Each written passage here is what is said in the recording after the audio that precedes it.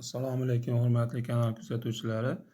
Yo'l harakati qoidalarida test savollarini, ya'ni 11-biletda test savollarini tahlil qilib chiqamiz. Birinchi savolimiz: yaltirovchi ko'k mayoqcha va unga qo'shimcha maxsus tovushli ishorasi yoqilgan transport vositasi sizga yaqinlashib kelmoqda.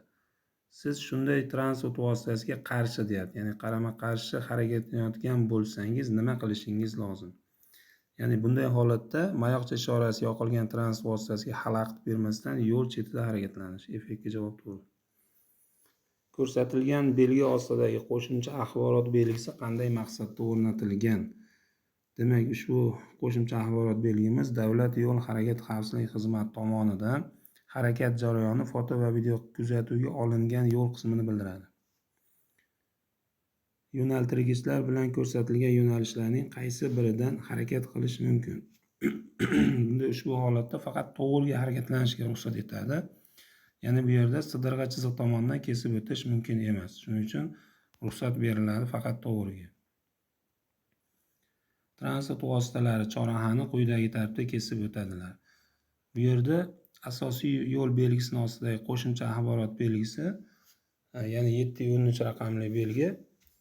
E'tibor bersak, qalin qora chiziq bu asosiy yo'lni bildiradi. Demak, mototsikl bilan yengil avtomobil asosiy yo'ldan kelgan.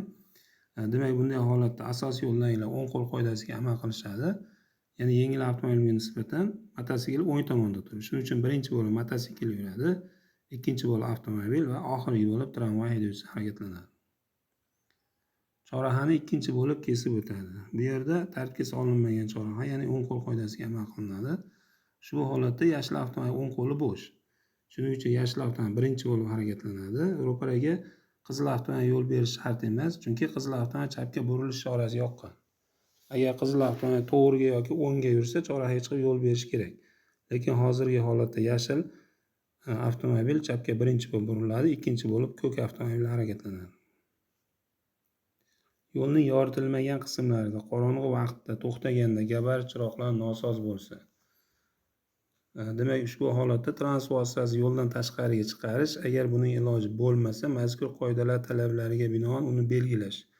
Ya'ni falokat sabab to'xtash belgisini o'rnatib qo'yish kerak. Aholi punkti bo'lsa 15 metr, aholi punktlaridan tashqarida bo'lsa 30 metr masofada deyilgan. Ba'zi joylarda ko'rinish cheklangan joylar bo'lsa, ko'rinish masofasida o'rnatib qo'yiladi. Ya'ni effektiv javobimiz to'g'ri. Bu joyda to'xtash mumkinmi? Bu joyda to'xtash mumkin emas, taqiqlangan. Harakatlanish mumkin bo'lgan yo'nalish qaysi rasmda ko'rsatilgan? Bu yerda e'tibor bersak, uchala suratda ham qayilib olish taqiqlangan belgi bor. Demak, bu yerda mumkin bo'lgan yo'nalish qaysi rasmda ko'rsatilgan deyapti, faqat o'ngdagi tepadagi suratda. Chunki yo'nalishlarda qayilib olishga yo'nalish yo'q. Lekin chap va o'rtadagi suratda noto'g'ri yo'nalish ko'rsatilgan, chunki qayilib olish taqiqlangan belgi bor. Demak, bu yerda to'g'ri javobimiz o'ngdagi rasmda. Orqa tomondagi tumanga qarshi chiroqlar quyidagi hollarda qo'llanilishi mumkin.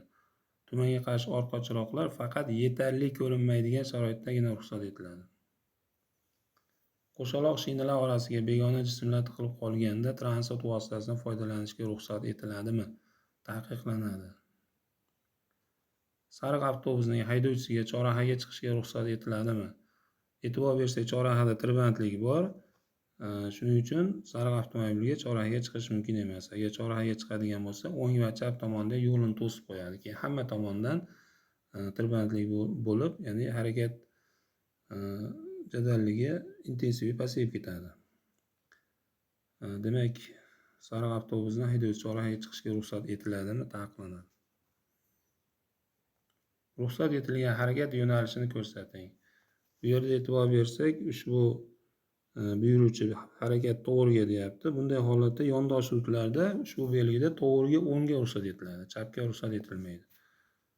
Yo'nalishni ko'rsating deyapti. Demak, to'g'ri javobimiz A bilan B yo'nalish.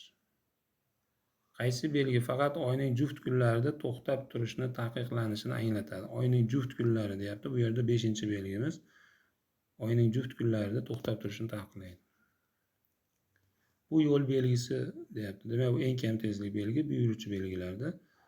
faqat belgida ko'rsatilgan yoki yuqori tezlikda harakatlanishga ruxsat beradi. Belgida ko'rsatilgandan ortiq tezlikda harakatni taqiqlaydi. Yo'lning shu qismida tavsiya etilgan harakatlanish tezligini ko'rsatadi. Demak, bu tavsiya etmayapti bu belgi, buyuruvchi belgi, ya'ni 50 da yoki undan yuqori yuring deyapti. Eng kam tezlik 50 deyapti. Bu degani, demak, to'g'ri javobimiz faqat belgida ko'rsatilgan yoki yuqori tezlikda harakatlanishga ruxsat beradi. Chorrahani oxirgi bo'lib kesib o'tadi.